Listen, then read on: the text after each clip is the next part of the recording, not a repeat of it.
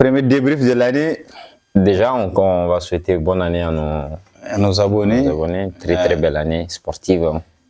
Voilà, tout à vous qui nous suivez, à vous qui continuez à liker nos pages, à aimer, vous nous donnez de la visibilité. Et nous sommes là pour également vous débriefer les matchs et nous donner nos perceptions par rapport aux différentes rencontres. Vous faire vivre également le football au cœur du Mali.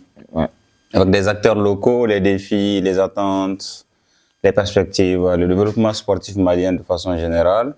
Aujourd'hui, on vous débriefe le match Valence-Real de Madrid, 1-2 en faveur des Merengues. Une équipe de Real de Madrid, comme à l'accoutumée en Ligue des Champions, nous donne une image quand même en Liga avec un match en retard très décisif pour le haut du tableau. Oui, on a Premier pour l'instant avec un match en retard pour l'Atlético de Madrid. Et le FC Barcelone qui est logiquement en troisième position. Ouais. Alors, de façon générale, ce match a été quand même pas des moindres, un très grand match. Beaucoup de tensions. Beaucoup de tensions. Beaucoup également de belles actions, beaucoup de réactions, beaucoup de choses à dire dans ce match de façon générale. À commencer par le carton rouge de Vinicius Junior.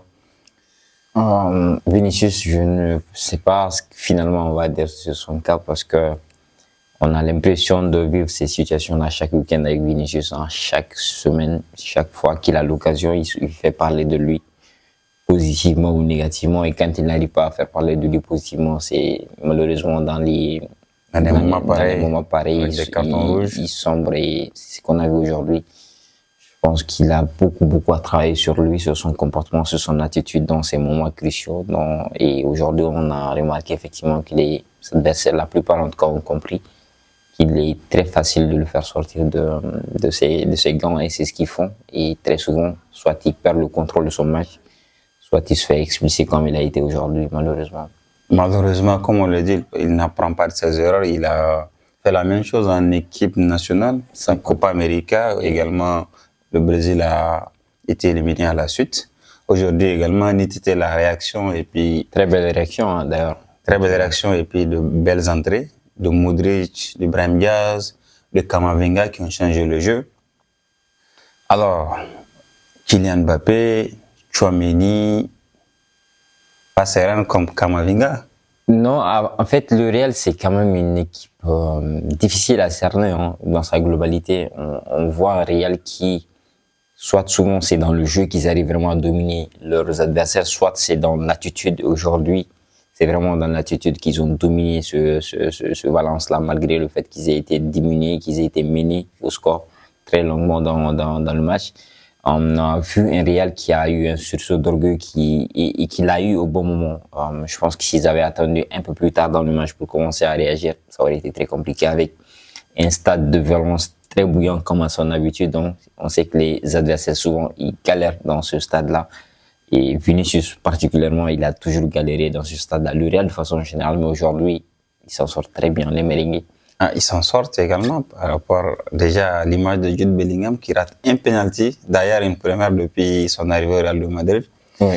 On a l'impression que cette malédiction se poursuit au niveau des attaquants. Après Vinicius, Kylian Mbappé, sur le tour de Jude Bellingham. Qui va gagner, garder la confiance pour les penaltys. On se pose la question, est-ce que le club travaille réellement sur les coups de pied arrêtés?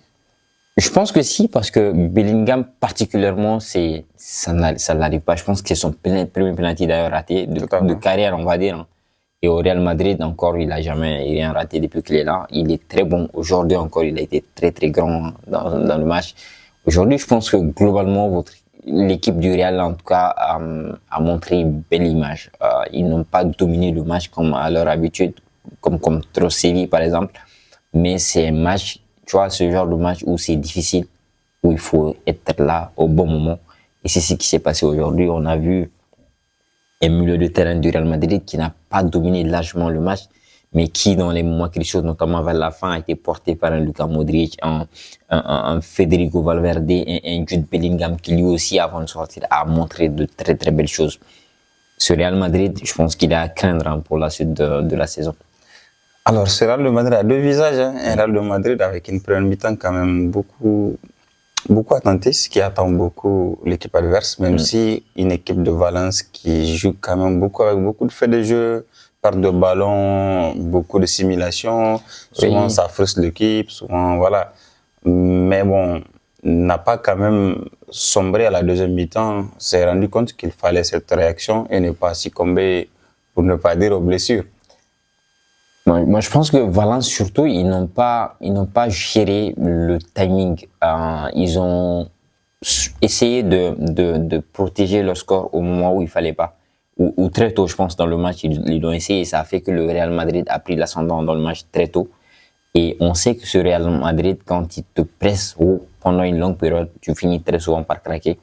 Et c'est ce qui est arrivé aujourd'hui. Et pour revenir un peu au double visage du Real, on sait que le Real, c'est ce club-là qui peut accepter de galérer, mais vraiment sur une très longue période du match. Et au moment où il faut vraiment sortir, réagir, ils le font aujourd'hui. Ils l'ont fait très très bien. Il y a deux actions déterminantes pour moi. Et la sortie de Vinicius, est-ce que cela n'a pas également favorisé cette remontée? Moi, j'ai l'impression que ça a quand même contribué à ce que le Real se rende compte que là, il faut défendre. En plus de défendre, il faut marquer. Donc, cela pousse tous les joueurs à défendre, à récupérer, à monter ensemble, ce qui n'était pas d'ailleurs le cas au début.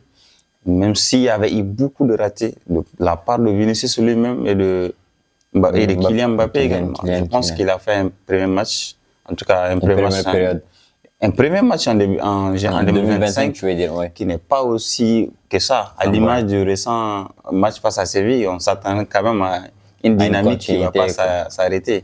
Et coup de chance, le Real n'a pas encaissé à la dernière seconde des deux jeux. Oui, très belle frappe de l'attaquant de Valence, qui dans un enchaînement a vraiment une très belle action. Moi, je pense que ça aurait dû finir par un but pour la beauté du football qu'on nous a mis en temps, hein, parce que si tu vois ce qu'il fait sur la prise de balle, sur le crochet, je pense sur Rudiger ou je ne sais pas c'était qui, après la frappe qui devait partir en lucarne.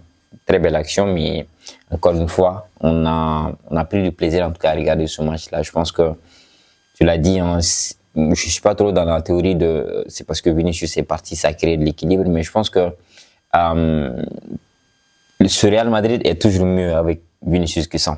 Aujourd'hui, c'est peut-être le fait qu'il soit sorti qui a peut-être créé une dynamique collective de solidarité qui a porté les attaques du Real vers la fin du match et aussi le milieu parce que on est dans une période de la saison où tout le monde court derrière les points et le Real aujourd'hui savait que c'était une chance pour eux de reprendre la tête du championnat provisoirement et perdre ce match-là aurait peut-être cassé toute la bonne dynamique du club depuis un bon moment.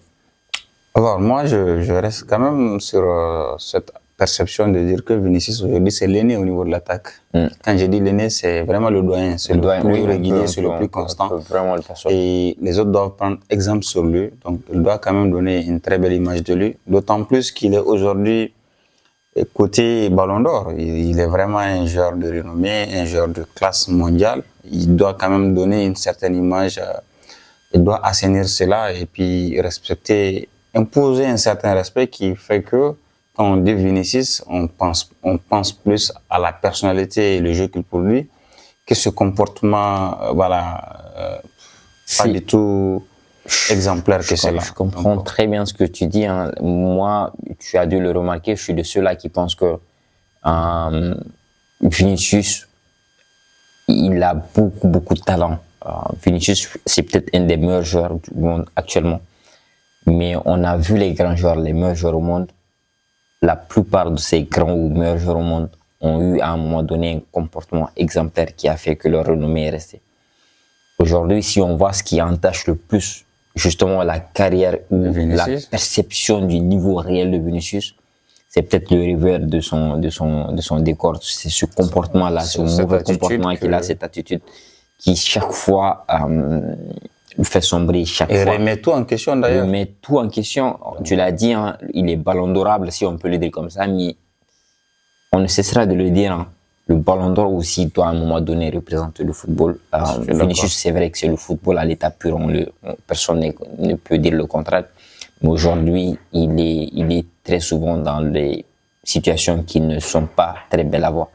Alors également, avant de terminer ce débrief, un mot sur l'arbitrage de façon générale pour moi qui n'a pas été à la hauteur, qui continue avec ces critiques qui ne cessent d'arrêter, qui ne cessent d'envenimer quand même la toile, le mouvement sportif. Chaque semaine, il y a des choses à dire sur l'arbitrage en Liga. Aujourd'hui, moi, je pense que ce penalty de Jude Bellingham devait être rejoué. À mon avis, je pense que le gardien était hors de filet. Au moment de jouer la balle, il y avait d'abord faute sur Rodrigo qui devait être sifflé, qui a conduit au but de Valence. Bon, pour moi, il y avait beaucoup de faits de jeu malgré la présence de la VAR. C'est là... Clairement, l'arbitrage en Liga, je pense, Saoudou, on en parle très souvent. On en parle que ce soit contre le Real, pour le Real, contre le Barça, pour le Barça, contre l'Atlético, pour l'Atlético, en tout cas tous les clubs de la Liga. C'est un arbitrage qui est catastrophique de façon générale et on le voit chaque week-end. On le voit chaque week-end sur la VAR qui n'intervient pas quand elle doit intervenir, sur les arbitres qui ne prennent pas les bonnes décisions ou qui agissent au mauvais moment sur des situations qui ne sont pas les meilleures. L'arbitrage en Liga reste à désirer. Maintenant, aujourd'hui, dans le match particulièrement, on en parlait au cours du match, il y a plusieurs choses à voir. Moi, la faute sur Rodrigo, elle est évidente pour tout le monde avant le but de Valence. Le penalty de Bellingham, à moins qu'il y ait d'autres règles du football qui régissent ça et qui contredisent notre avis par rapport à ça, je pense que c'est un penalty qui devait être tiré parce que non seulement le gardien il sort sur sa surface avant que Jude ne tire, même les joueurs qui étaient derrière Jude étaient tous dans la surface avant qu'il ne tire et tout ça contribue pour moi à ce que le tir soit revu, en tout cas qui retire son penalty. Mais encore une fois, on sait que c'est la Liga. C'est des choses qu'on vit chaque week-end. Malheureusement, l'arbitrage étant un aspect important du football, aujourd'hui, ça gâte très souvent les matchs. Alors, c'était ça. Ben oui, très bon match. Personnellement, j'ai pris du plaisir à regarder, surtout la fin du match. Hein. J'aurais aimé quand même voir le Real perdre, mais tu le sais. Même si tu as eu beaucoup de désillusions d'ailleurs, il faut le dire, il a vraiment mal. Non, du tout, ça va, c'est le football qui gagne. Voilà, c'était ça. C'était ça. Ben, merci à vous de nous suivre, de rester avec nous pour cette nouvelle année. On vous souhaite le meilleur sportivement et personnellement. Que cette année soit l'année de toutes les réussites pour tout le monde. Ok, à tout moment. À très bientôt.